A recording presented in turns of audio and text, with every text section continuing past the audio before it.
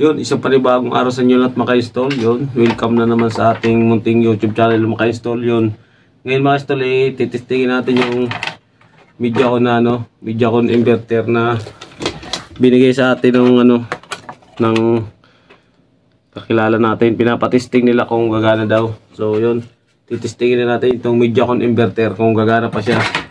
So meron din siyang router. Tapos siyempre may connector, clever, RJ45. Siyempre yung gauge natin at meron tayong fiber optic cable. So try na natin kung mapapagana ba natin tong Mediacom inverter na ito. Kaya let's go. So ito na mga ka-install, abalta natin to. Yan.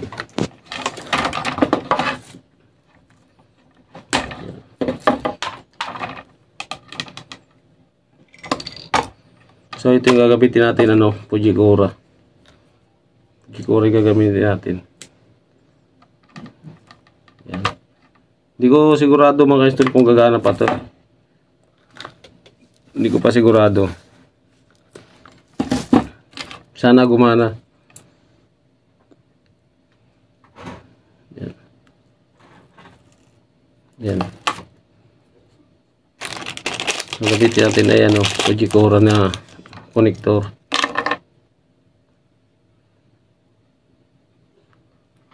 Magandang gamitin kasi yung Fujikura mga ka-install kasi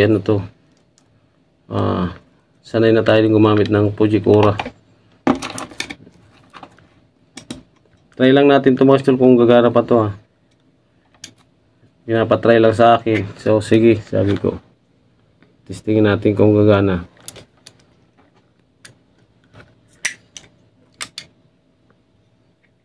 Putol pa kayo ito, Yan.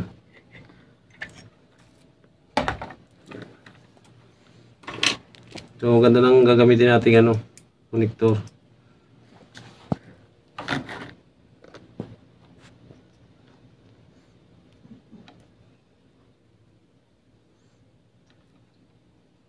Yan mga ka-install, yan. Yan. So ito mga ka-install, tinatanggal natin yan tapos i-press natin yan. Yan. Yan. At ito mga ka-install, kabilang dulo. Ito. Yan. Ganito rin gagawin natin para sim lang. So yan, ganito rin ang gagawin natin ito.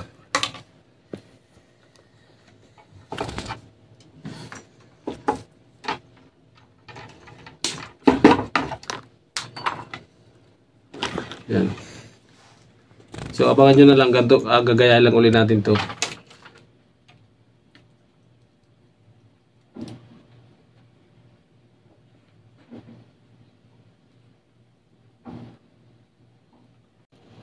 So ito na mga ka-install, na terminate na natin yung kabilaan niya. Yan. Na-terminate natin kabilaan. So sasaksak natin yung inverter doon sa modem natin doon sa taas. Dito lang natin tinisting to kasi medyo malapit sa saksakan. Kaya susubukan na natin. Tara.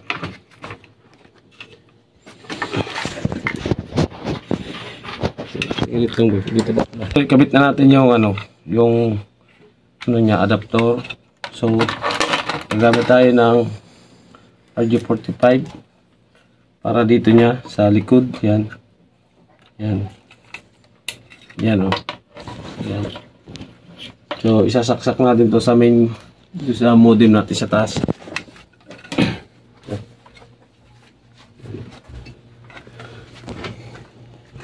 Sa lanuan natin sasaksak po ito sa lanuan. Yan. Tapos ito ipalawit na lang natin to dito kasi ito yung output natin. So umilaw na siya mga install. Yan, umilaw siya. Yan Try natin yan. Yan, nakasabit lang siya mga ka-install. So ito namang isa ang gagawin natin. So assemble din natin to para dito naman to sa kabilaan. Yan. So ganun lang din yan mga ka-install gagawin natin. Tapos to para sila by RJ45 sa dulo.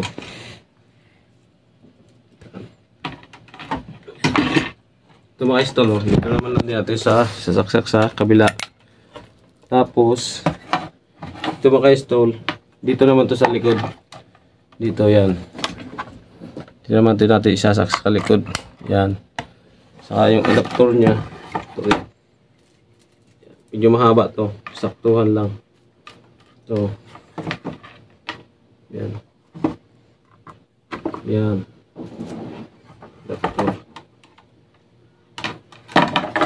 So, kailangan pala natin ng extension mga ka-stol kasi hindi abot yung isang ano natin. Yung isang outlet. So, ayan. Try lang natin.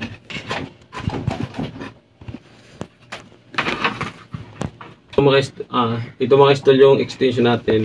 Dito natin isasaksak yung sa router natin. Ayan. Saka yung sa Mediacom inverter. Ayan. Tignan natin kung ayan, umilaw na mga ka-stol yan. Umilaw siya. Ayan. Iganto natin. Ayan. Sana gumana. Ayan o. Ayan. Tapos, ito mga ka-stol, isang ano natin, fiber. Yung sa taas muna, ang saksakan natin mga ka-stol kasi titingnan natin to kung may reading. So, isasaksak natin to sa dito. Ayan o. Yan, saksak natin yan dyan. Yan. Saksak natin. Muna. Ito na mga ka-stol, ikabit na natin dito sa Mediacom inverter natin. Kung okay ba siya. Yan. Yun. Tingnan natin. So, kulang ng ilaw. Pero doon sa ano, sakto ng ilaw niya. Yun. Ay, di pa naka-open yung modem natin. Ito, ay tuloy open natin yung modem. Yan. Dapat ang ilaw niyan maka-install ano din.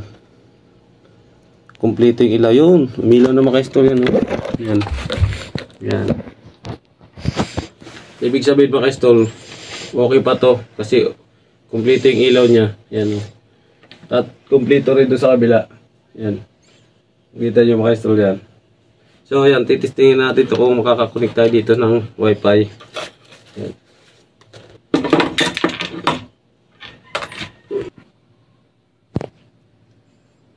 So ito mga install, titistingin natin kung makakakonect tayo ng wifi dito gamit ang Mediacom inverter natin. Yan. At kumpleto ng ilaw niya. Ibig sabihin okay yung linya niya. Pag kumpleto yung ilaw, saka din dito sa kabila. Yan. At nakakonect din yun doon sa modem natin sa taas. Yan. At ito yung wire niya, fiber. So titingnan natin kung makakakonect tayo dito sa router. Check natin. Yan. Yun. Ayan o, connected na tayo maka-install. Ayan, nakakonect tayo. Connected tayo dito. Ayan. Ayan. Titingnan natin kung makakapagpanood tayo ng YouTube natin. Yun o, connected o. So ayan, try natin. Yun, gumana. Ibig sabihin buo pa yung Mediacom inverter natin maka-install. Yan. Yan o.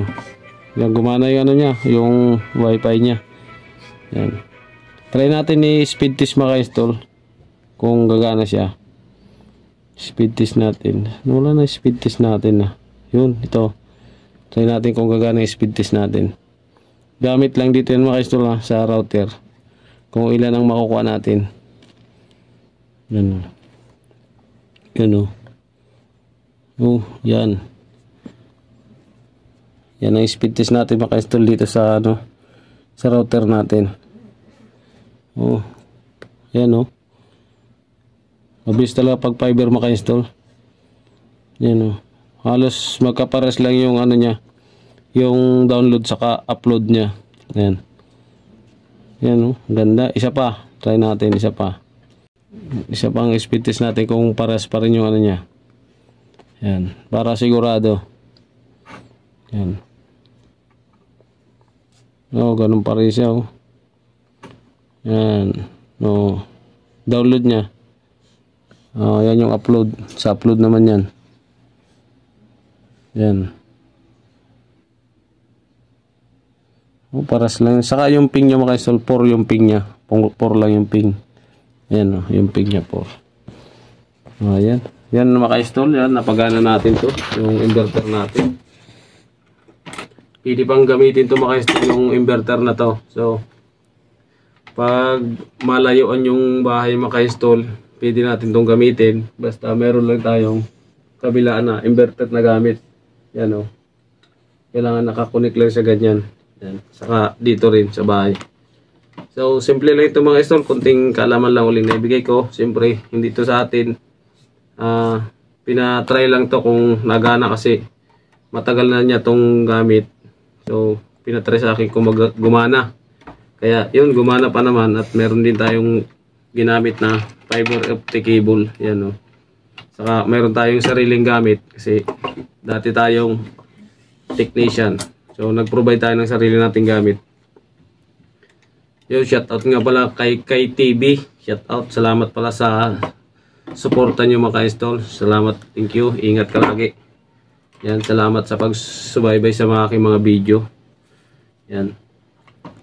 So ayan mga ka-install, gumana na yung ano natin. Ito yung router natin. So MediaCon inverter.